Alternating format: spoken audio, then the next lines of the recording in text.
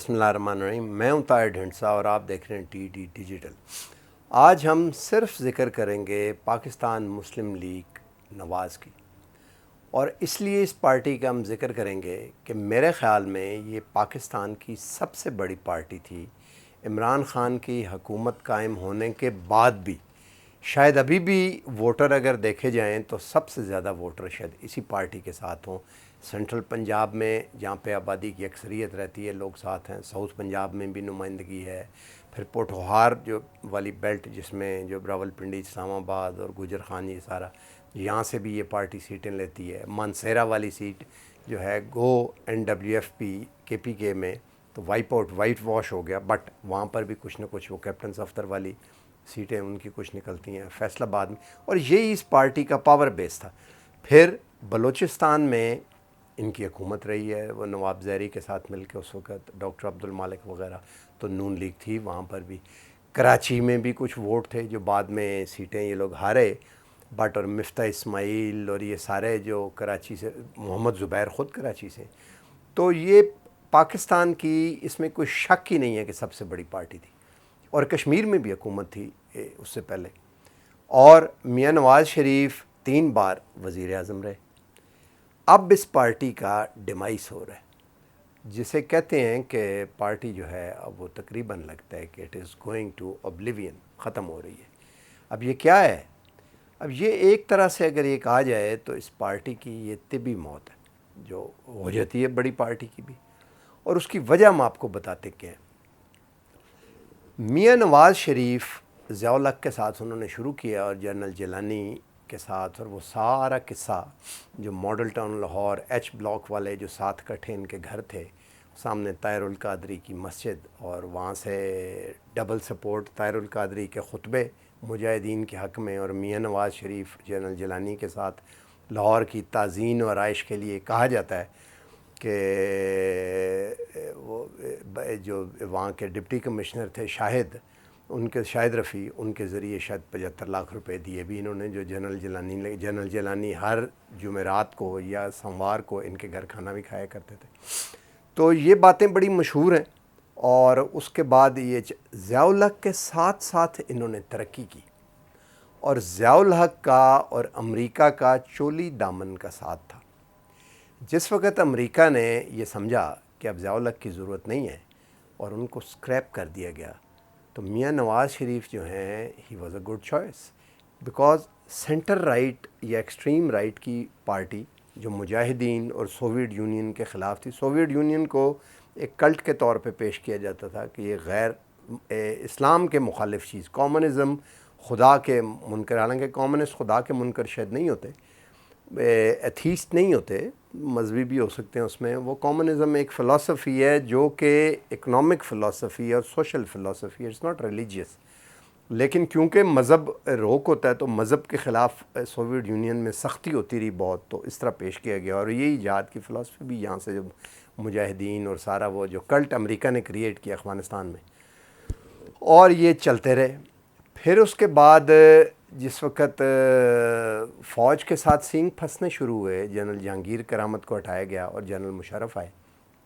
General Musharraf کہتے ہیں جب آئے اور میاں صاحب سے ملنے گئے تو پہلی ملاقات میں ہی انہوں نے ان کو کہا کہ کوئی بات آپ کہنا چاہتے ہیں، اور کہتے ہیں کہ جنرل مشرف نے کہا کہ میں اپنی ٹرم پوری کروں گا، اور یہ بڑا شاکنگ تھا میاں نواز شریف کے لیے، کیونکہ اس کا مطلب بڑا سمپل ہے کہ میں اپنی ٹرم پوری کروں گا۔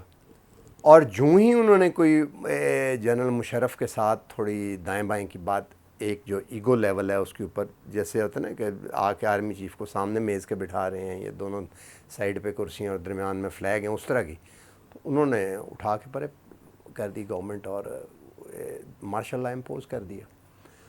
اب جنرل مشرف جو ہیں وہ سینٹر رائٹ کے نہیں تھے، بلکہ وہ سینٹر لیفٹ یا ایکسٹریم لیفٹ کے تھے، اور اب امریکہ آ چکا تھا میدان میں افغانستان میں۔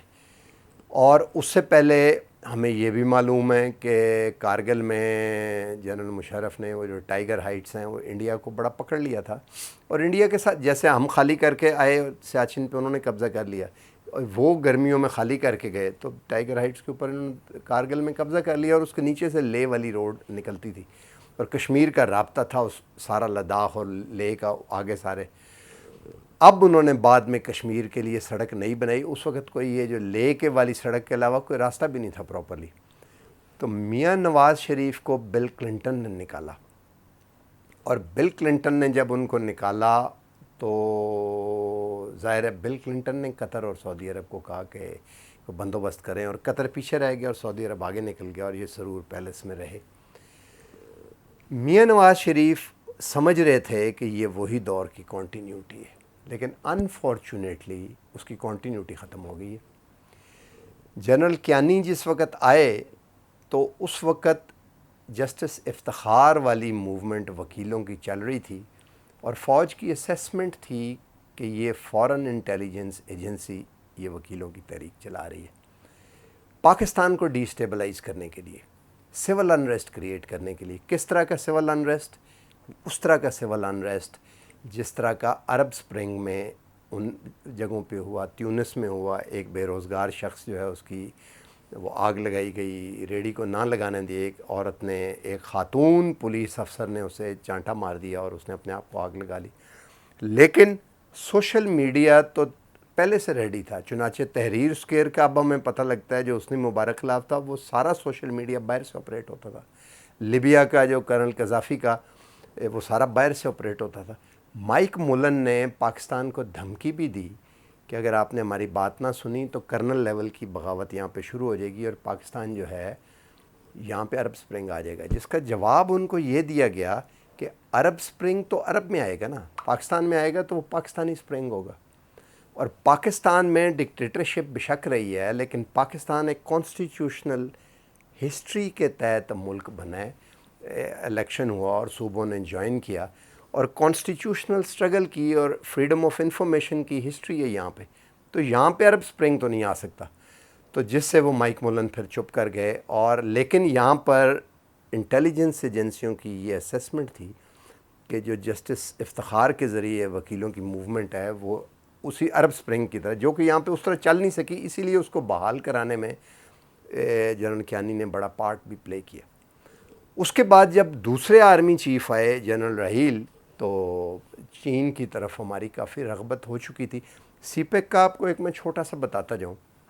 سی پیک جنرل مشرف کے دور میں شروع ہوا گوادر کی بندرگاہ میں, تو پاکستان میں وہ گوادر کی بندرگاہ تھی, لیکن چائنا میں جو ان کی سینٹرلائزڈ کمیونسٹ پارٹی کے لیول پہ تھنک ٹینک پلان کرتے ہیں اس میں یہ BRI تھا, بیلٹ اینڈ روڈ انیشیٹو ہی تھا. تو وہ اس کو سی پیک کو کوریڈور پائلٹ پروجیکٹ ہی سمجھتے تھے اور انہیں پتہ تھا کہ یہ سی پیک بنانا ہے. چنانچہ امریکہ کو بھی پتہ لگ گیا اور انہوں نے یہاں پہ آ کے ایک ایکسرسائز کی سعودی عربین سی میں. پاکستان گھبرا گیا اور جنرل مشرف, میں نے پہلے بھی ایک دفعہ ذکر کیا تھا کہ ہم گئے چائنا اور انہوں نے ذکر کیا کہ اب ہم کیا کریں. چائنیز نے کہا کہ واپس جائیں اور جا کے وہ کریں جو امریکہ کہتا ہے, کیونکہ ہم بھی وہی کرتے ہیں. اور 2014 میں ہم دوبارہ یا 13 میں ہم دوبارہ آئیں گے آپ کے پاس اور یہ سٹارٹ کریں گے جب چین اپنا ملٹری مسل بھی فلیکس کرنا شروع کر دے گا.